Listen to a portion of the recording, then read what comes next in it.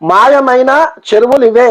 ORR పరిధిలో 2014 కంటే ముందు 920 చెరువులు, గతంలోనే 225 చెరువులు పూర్తిగా, 127 పాక్షికంగా కబ్జా. అత్యధికంగా రంగారెడ్డి, మేడ్చల్ జిల్లాల్లోనంట. సో ఔటర్ రింగ్ రోడ్ పరిధిలోని కబ్జాకు గురైన చెరువుల లెక్కలను అధికారులు వెలికి తీస్తున్నారు. ఇప్పటికే అక్రమ నిర్మాణాలను కూల్చివేస్తూ వస్తున్న హైడ్రా ఇంకా ఎక్కడెక్కడ చెరువులు ఉన్నాయి, ఎక్కడెక్కడ కబ్జాకు గురాయి అనే వివరాలను సేకరిస్తున్నారు. హైదరాబాద్ ఔటర్ రింగ్ రోడ్ పరిధిలో 2014 ముందు 920 చెరువులు ఉన్నట్టు అధికారులు గుర్తించారు. వాటిలో అప్పటికి 225 చెరువులు కబ్జాకు గురి అయ్యాయి. 196 చెరువులు పాక్షికంగా ఆక్రమణకు గురి అయినట్టు గుర్తించారు. 2014 తర్వాత 695 చెరువులు ఉండగా ఈ 10 ఏళ్ల కాలంలో 177 చెరువులు కబ్జా కొరల్లో చిక్కుకున్నాయి. వాటిలో నుంచి 44 చెరువులు పూర్తిగా మాయమయ్యాయి. 127 చెరువులు పాక్షికంగా కబ్జాకు గురి అయ్యాయి. ప్రధానంగా రంగారెడ్డి, మేడ్చల్ జిల్లాల పరిధిలోని అత్యధికంగా చెరువులు కబ్జాకు చేసినట్టు గుర్తించారు. వీటిని పూర్తిగా మింగేశారు. ఔటర్ రింగ్ రోడ్ పరిధిలోని హైదరాబాద్, రంగారెడ్డి, మేడ్చల్, మల్కాజ్గిరి, సంగారెడ్డి జిల్లాల్లోనే 2014 నుంచి 2023 వరకు 20 చెరువులను పూర్తిగా కబ్జా చేశారు. హైదరాబాద్ జిల్లా షేక్పేట్లోని 2.21 ఎకరాల చెరువుని పూర్తిగా మింగేశారు. రంగారెడ్డి జిల్లా అబ్దుల్లాపూర్ మేట్ మండలం కుంటూండ గ్రామంలో చెరువు 2014 కంటే ముందు 1.62 ఎకరాల్లో విస్తరించి ఉంది. కానీ 2023 వరకు పూర్తిగా ఆక్రమణకు గురైంది. గండిపేట మండలంలోని పుప్పలగూడ గ్రామంలో 9.25 ఎకరాల చెరువుల్లో పూర్తిగా నిర్మాణాలు వెలిశాయంట. రాజేంద్ర నగర్ మండలం బుద్వేల్లోని 6.39 ఎకరాలు చెరువు పూర్తిగా కబ్జాకు గురైంది. కాల్వలను మూసేసి నిర్మాణాలు చేపట్టారు. బాలాపూర్ మండలంలోని మామిడిపల్లి గ్రామంలోని మర్రివాణికుంట 3.18 ఎకరాల చెరువుని కబ్జా చేశారు. చెరువు అనేది కనిపించకుండా చేశారు. గండిపేట మండలం పీరం చెరువు గ్రామంలోని పీతురుకుంట చెరువు 1.16 ఎకరాల్లో విస్తరించి ఉంది. కానీ ప్రస్తుతం దాని నామ రూపాలు లేకుండా చేశారు. గండిపేట మండలం అల్లాపూర్ గ్రామంలోని 2.02 ఎకరాల చెరువు పూర్తిగా కబ్జా గురైంది. మేడ్చల్, మల్కాజ్గిరి జిల్లాల్లోని అల్వాల్ గ్రామంలోని చెరువు 2014లో 1.33 ఎకరాల్లో విస్తరించి ఉంది. 2.23 వరకు చెరువు పూర్తిగా కబ్జాకు గురైంది. అన్ని నిర్మాణాలు వెలిశాయి. అల్వాల్లోనే మరో 1.30 ఎకరాల విస్తీర్ణం గల చెరువు పూర్తిగా ఆక్రమణకు గురైంది. కేపీహెచ్పి కాలనీలోని 1.02 ఎకరాల చెరువును సైతం మాయం చేశారు. మేడిపల్లి మండలం బోడుపల్లిలోని 1.32 ఎకరాల చెరువులో పూర్తిగా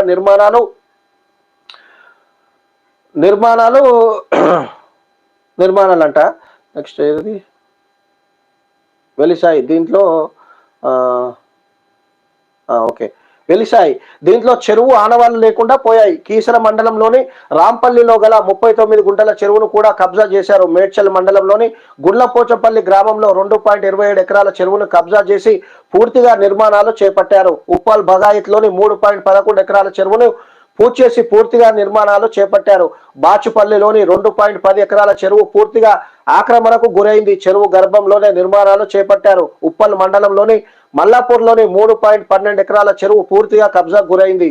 కీసర మండలం రాంపల్లిలో 2.16 ఎకరాల చెరువుని పూర్తిగా కబ్జా చేశారు. సంగారెడ్డి జిల్లాలోని అమీన్పూర్ మండలం కృష్ణారెడ్డిపేట గ్రామ 2.09 ఎకరాల చెరువులను పూర్తిగా మింగేశారు. కృష్ణారెడ్డిపేటలోని 23 గుంటల విస్తీర్ణం ఉన్న చెరువును సైతం పూర్తిగా కబ్జా చేశారు. అప్పుడు సగం, ప్రస్తుతం పూర్తిగా. హైదరాబాద్, రంగారెడ్డి, మేడ్చల్, మల్కాజ్గిరి, సంగారెడ్డి జిల్లాల్లో 2014 వరకు పాక్షికంగా కబ్జా గురైన చెరువులు 2023 వరకు పూర్తిగా ఆక్రమణకు గురయ్యాయి. హైదరాబాద్ జిల్లా బహదూర్పూర్లోని 3.15 ఎకరాల చెరువు 2014లో 1.31 ఎకరాలు మాత్రమే కబ్జాకు గురైంది. ప్రస్తుతం పూర్తిగా కబ్జా అయింది. రంగారెడ్డి జిల్లాలోని గండిపేట మండలం పుప్పలగూడ గ్రామంలోని బ్రాహ్మణకుంట చెరువు 6.28 ఎకరాలు విస్తీర్ణంలో ఉండేది. 2014లో 1.6 ఎకరాలు మాయం చేసిన కబ్జాకోరులు 2023 వరకు పూర్తిగా మింగేశారు. బాలాపూర్ మండలం బడంగపేటలో చెరువుని సైతం పూర్తిగా కబ్జా చేశారు. షేర్లింగంపల్లి మండలంలోని గోపన్పల్లి చెరువు 2.16 ఎకరాలు, పుప్పలగూడలోని 20.00 ఎకరాల చెరువు, గండిపేట మండలంలోని నార్సింగిలోని 4.15 ఎకరాలు, రాజేంద్ర నగర్ మండలం బుద్వెల్లో 1.6 ఎకరాలు, బండ్లగూడ జాగిరిలో 3.38 ఎకరాలు, బాలాపూర్ మండలంలోని కుర్నల్గూడ 3.09 ఎకరాలు చెరువు, హయత్ నగర్ మండలంలోని బాగ్ హయత్ నగర్ లో 2.07 ఎకరాల చెరువు పూర్తిగా కబ్జాకు గురైంది. మేడ్చల్, మల్కాజ్గిరి జిల్లాల్లో పరిస్థితి ఇలా. మేడ్చల్, మల్కాజ్గిరి జిల్లాల్లోని కీసర మండలం నాగారం గ్రామంలో గల వడ్డెర వాణికుంట చెరువు విస్తీర్ణం 10.13 ఎకరాలు 2014లో ఈ చెరువు 2.40 ఎకరాలు కబ్జా గురైంది. ప్రస్తుతం దీన్ని పూర్తిగా ఆక్రమించారు. బోడుప్పల్ చెరువు 3.27 ఎకరాలు, అల్వాల్ మండలం మచ్చబొల్లారం చెరువు 1.12 ఎకరాలు, బాచుపల్లిలో 2.36 ఎకరాలు, బోడుప్పల్లో 17.24 ఎకరాలు, కీసర మండలంలోని నాగరంలో 4.13 ఎకరాల చెరువు, మేడ్చల్ మండలం గౌడవెల్లిలో 3.17 ఎకరాలు, కుకట్పల్లి మండలంలో అల్లాపూర్లో 1.28 ఎకరాలు, దుందిగల్ మండలంలోని బౌదూర్పల్లిలో 6.09 ఎకరాలు చెరువు, బాలానగర్ మండలంలోని ఫతేనగర్ చెరువు 1.30 ఎకరాల చెరువును పూర్తిగా మింగేశారు. సంగారెడ్డి జిల్లా అమీన్పూర్ మండలం కృష్ణారెడ్డిపేటలో 1.08 ఎకరాల చెరువుని, పటాన్ చెరువులోని 3.37 ఎకరాల చెరువుని కబ్జాదారులు నామరూపాలు లేకుండా చేశారంట. సో ఇప్పుడు ఇంత చదివినా కదండి, సో చూడండి మీరు ఏ నియోజకవర్గంలో ఉన్నారో, సో మీ నియోజకవర్గంలోని ఏ చెరువు కబ్జా గురైందో చూడండి. సో ఇది ఇప్పుడు ఈ చెరువులన్నీ ప్రభుత్వం కాపాడాలా లేకపోతే పోనీ అని వదిలేయాలా? ఇప్పుడు దీంతోనే మీకు కూడా తెలిసి ఉండాలి, మీ నియోజకవర్గాలల్లో మీరు బోర్ వేస్తే ఎన్ని అడుగుల్లో బోర్ పడుతుంది. ఎందుకంటే అక్కడ చెరువులు లేవు, వర్షం పడ్డ నీళ్ళేమో ఎక్కడ చూసినా సిమెంట్ రోడ్లు, ఆ సిమెంట్ రోడ్ల మీద వర్షం పడి మోరీలకు పోయి అవి మూసి నుంచి వేరే జిల్లాలకు వెళ్ళిపోతున్నాయి. మరి మీరున్న ప్రాంతంలో మీరు నీళ్ళని ఎట్లా కాపాడుకుంటారు? ముఖ్యంగా ఇప్పుడు చదివినవి మ్యాక్సిమంగా చూసారు, మేడ్చల్ మల్కాజ్గిరి అంటే హైదరాబాద్లకే వస్తుంది, రంగారెడ్డి కూడా సగం హైదరాబాద్లకే ఉంటుంది, తర్వాత ఇంకే జిల్లాది గండిపేట, ఇవన్నీ హైదరాబాద్లో ఉన్నాయి కదా. సో ఇంత ఘనము ఇన్ని చెరువులు ఇన్ని ఎకరాలు కబ్జా అయినాయి. సో మరి వీటిని హైడ్రా కాపాడాలా లేకపోతే ఫోన్ తీయాలి ఊకోవాలా? మరి ఇవంతా మీరే ఆలోచించరు. సరే ఇప్పుడు హైడ్రా కఠినంగా లేదనుకో, ఈ చెరువులు పోయినాయి, ఇప్పుడు ఉన్న చెరువులలో నీళ్ళు నిండితే మనకు బోర్లలో నీళ్ళు వస్తాయా లేదనేది మీరు ఆలోచించండి. ఇక అది ఓకే.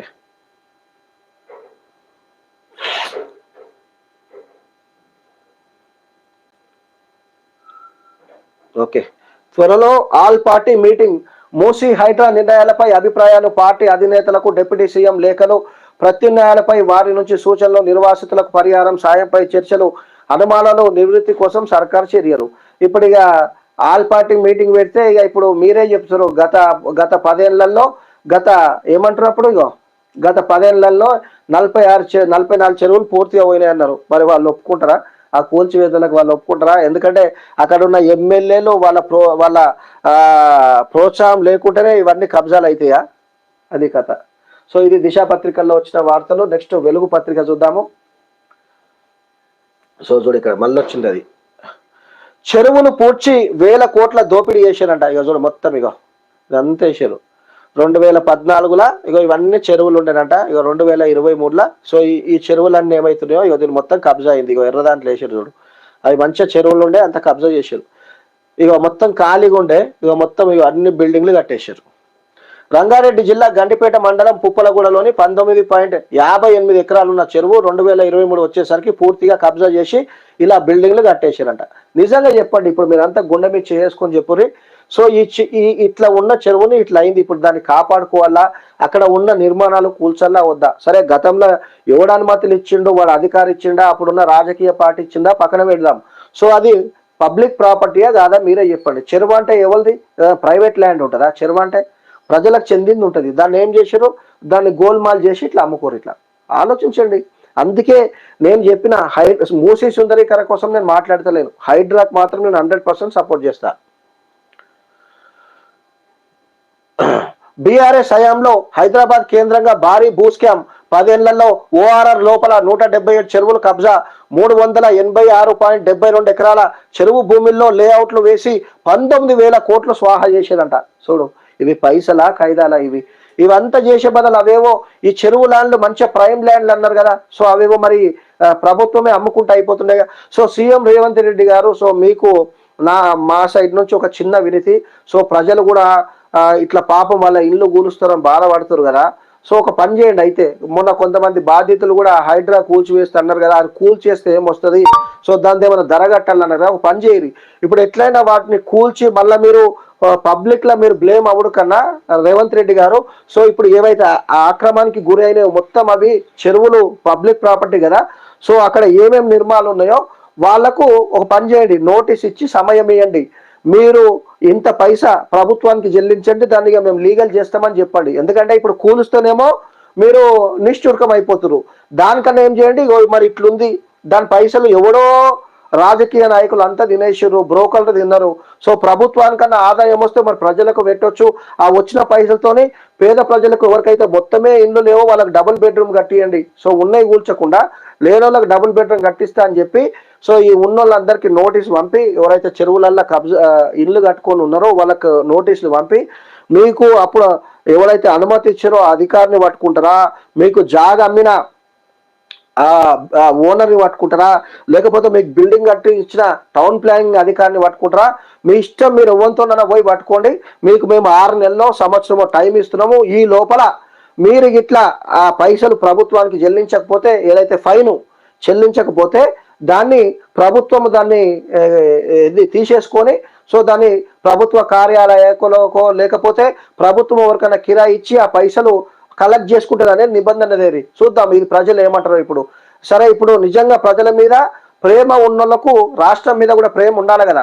మరి నిజమేనా చెప్పు, ఇది 19,000 కోట్లు స్వాహ అంటే ఎవరి జేబులకు పోయినాయి? మరి అది పోనీ గవర్నమెంట్ ఖజానా కన్నా వచ్చినాయి అంటే సరే బై, గవర్నమెంట్ ఖజానాకు వచ్చినాయి, అవి రైతులకు లేకపోతే వృద్ధులకు పెన్షన్ రూపంలో ఇచ్చారు అనుకోవచ్చు.